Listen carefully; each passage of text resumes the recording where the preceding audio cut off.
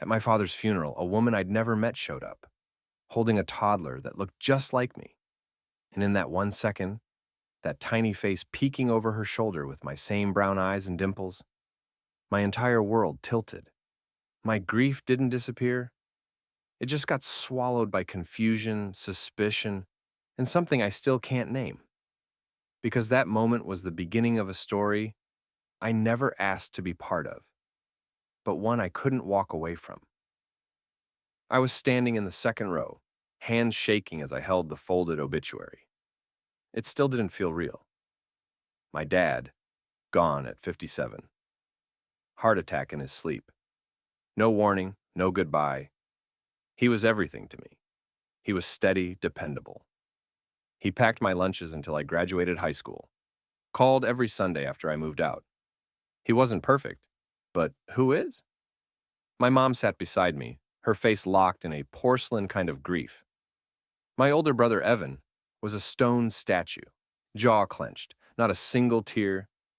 And me? I just felt hollow. The priest was speaking, something about eternal rest, about peace, when I heard the squeak of the chapel door opening behind us. I turned, reflexively.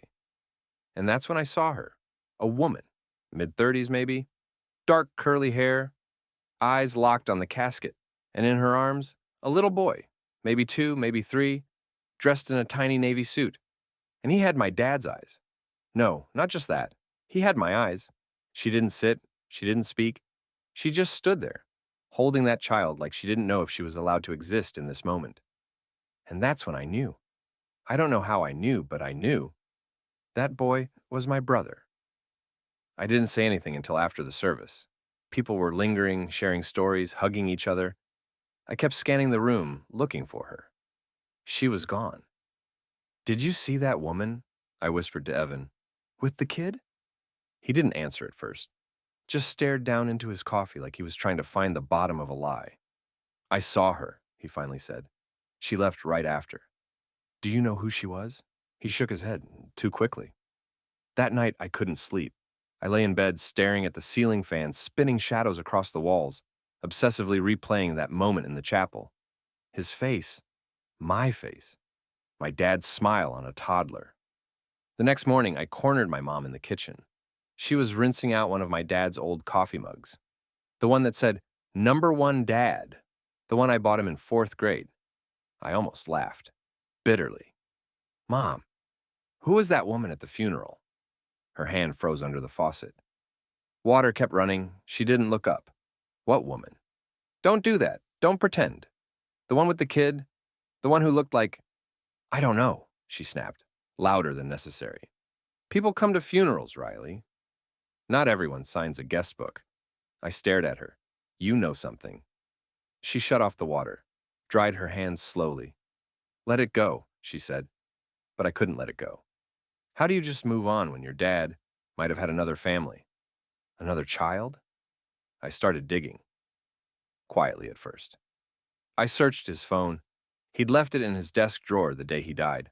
I charged it. No passcode. There were messages to someone named E. No last name. Some of them went back years. They were short, vague. "Lunch at our place again? He loved the train set. You're amazing. Tell Aiden I'll be there Friday." Aiden. I stopped breathing for a second. I clicked into the photos. My dad had been careful. Most of them were of sunsets, license plates, memes. But one folder, buried in the Google Drive app, was labeled Pinewood. Inside were pictures of a kid blowing out birthday candles. Pictures of a woman kissing my dad on the cheek. A Christmas tree in a house I'd never seen. And one photo that punched the air right out of my lungs. My dad, holding a newborn, looking happier than I ever remembered seeing him. The timestamp? 3 years ago. I used the metadata from the photos. Found out Pinewood was a neighborhood 2 towns over. Small place, suburban, quiet. I drove there on a Saturday, my heart doing somersaults in my chest. I told myself I was just going to look, just to see if I could find anything that confirmed what I feared. But I didn't have to look far. There was a park with a wooden train set, just like the one from the photos. I parked and sat in my car, scanning the people like a stalker. And then I saw her. Same curly hair, same black stroller, same boy. She sat on a bench and pulled out snacks, a juice box, goldfish crackers. I got out. I walked slowly, cautiously, and before I could even speak, the boy turned, looked at me, and smiled. It was like seeing myself in a time machine. "Hi," I said, my voice shaking. She looked up. Her eyes widened. She knew who I was. I could tell by the way her face crumpled, like someone pulled a string and all her composure unraveled. "You're Riley," she whispered, and I nodded. "And you're Elena." "Is he?" She nodded, eyes full of guilt. "This is Aiden." We talked for hours. She invited me back to her house. I sat in her kitchen, numb, while Aiden played with Legos on the floor. She told me she met my dad 11 years ago, at a work conference. They had an affair. It was supposed to be a fling, but it turned into something more. Something she said felt real. He never left my mom, never promised to. But he built this parallel life, visited them weekly, paid rent on the house, was at every birthday, every pediatrician appointment. "He loved you," she said. "He always talked about you. He never wanted to hurt you." I wanted to scream. I wanted to flip the table and cry and throw something through the window. But I didn't. I just sat there and nodded. Because if I started feeling anything, I was afraid I wouldn't stop. "He was two different people," I said quietly. She nodded. "Yeah, and somehow, both of them loved you." I waited a week before I talked to my mom again. We were having tea. I kept staring at her hands. I used to think she had the most graceful hands in the world. Always knitting, always folding napkins perfectly, always wiping my tears away with soft thumbs. Now those same hands looked like they were hiding something. "I met her," I said suddenly. My mom didn't flinch, just kept stirring her tea. "Elena and Aiden." I saw pictures, texts, everything. Silence. "How long did you know?" I asked. Still nothing. "Mom." She finally looked up, and her eyes were brimming with something I couldn't name. "I found out 5 years ago," she said. I blinked. "What?" "He was late for our anniversary dinner." I checked his messages. I saw everything. I confronted him. We fought. I nearly left, but she sighed, took a shaky breath. "I didn't want to blow up your life. You were about to graduate college. You adored him. I didn't want to be the reason you hated him."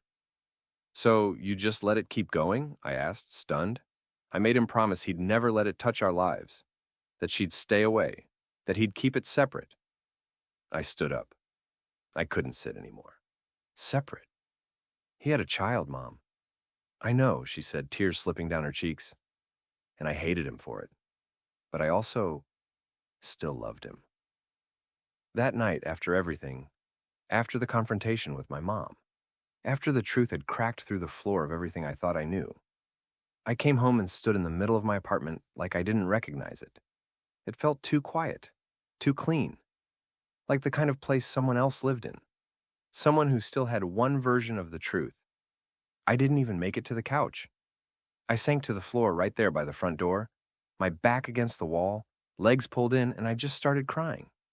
The kind of crying that doesn't sound like anything at first.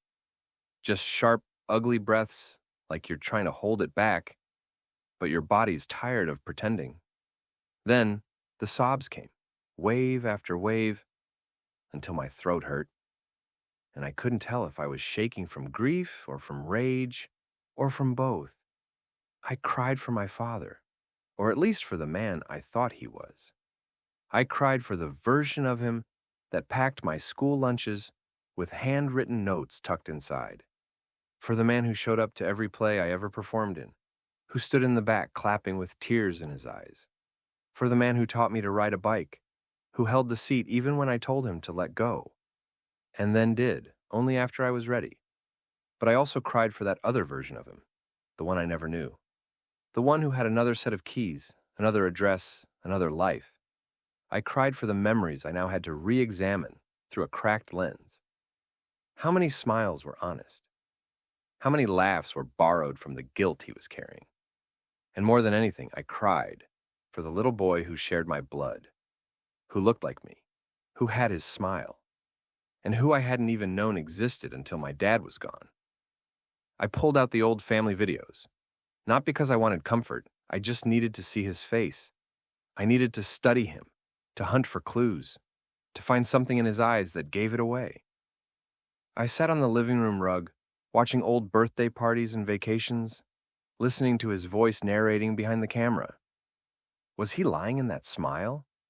Was he hiding something in that long hug at my graduation? Was he thinking about them even when he was with us? And the worst part, the part that knocked the wind out of me every time I tried to stand up from it, was this. I still missed him. God, I missed him so much, it felt like a physical wound. I still loved him, even with everything, even with the betrayal, the deception, the second family he hid like a folded note in his pocket. I loved him, and that felt like the ultimate betrayal of myself. Like, I should be stronger, angrier, colder. But love doesn't work that way, does it? You don't get to unlove someone because they let you down. You don't get to rewrite your entire childhood just because part of it was a lie. There were still years where he showed up, fully, lovingly, genuinely. There were still moments where he was everything a father should be. And those moments didn't stop existing just because other ones were hidden.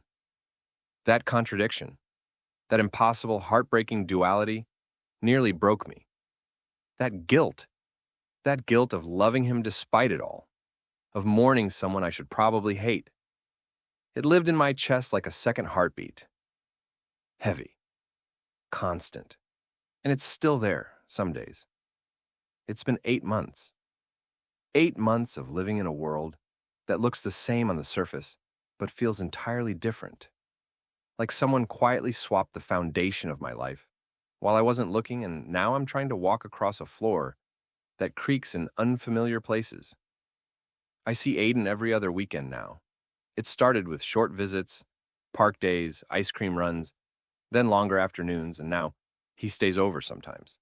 He has a drawer at my place, a toothbrush, pajamas with little cartoon dinosaurs that he insists on showing me every time he puts them on, even if I've seen them 100 times. He calls me Riri. The first time he said it, I had to excuse myself and cry in the bathroom. Not because I was sad, but because something about hearing my name from his little voice made me feel like I was part of something bigger than the lie. Like maybe somehow I could start building a truth with him that wasn't tainted by the past. He's obsessed with dinosaurs. He has a favorite, Parasaurolophus, which he can pronounce better than most adults. He thinks I'm some kind of genius because I know all their names, but really I'm just reading the same picture book he made me read 20 times already. I didn't think I could love him this quickly. I thought it would take time, effort, strategy. But love doesn't follow rules. Sometimes it just walks in, sits down, and makes itself at home. I'm still figuring things out with my mom. It's complicated. Some days, we sit in silence over coffee, both of us picking at invisible wounds. Other days, we talk like nothing ever happened, like we're two survivors of the same shipwreck, trying to rebuild with whatever washed up on shore. There are moments I still resent her for staying silent, for choosing the illusion over the truth. But there are also moments I see her, really see her. And I realize she was just surviving too, trying to protect me, trying to hold everything together with hands that were already bleeding. I'm learning slowly that people are messy, even the ones you love the most, especially them. We want to believe that love means purity, honesty, clean lines, and open hearts. But sometimes love means compromise, silence, forgiveness before you're ready. My dad was 2 people. Maybe more than that, if I'm being honest. A man who could live 2 lives for a decade is probably full of more versions than any of us ever knew. But here's what I've stopped fighting. Both of those versions, the one who read me bedtime stories, and the one who missed my birthdays because he was with someone else's child. Both of them loved me. In his own broken, flawed, deeply human way, he loved me. And now I have the chance to give Aiden something my father couldn't give either of us: the whole truth, not the perfect version, not the edited one, but the messy, tangled, complicated truth. Because love, real love, can survive the truth. And maybe, just maybe, that's the only kind worth holding on to. Sometimes I wonder how long it would have taken me to find out if she hadn't shown up at the funeral, if that little boy hadn't looked up at me with my own eyes. But I'm glad she did, because grief isn't just about what you lose. Sometimes it's about what you find in the rubble, in the truth, in the mirror of someone else's face.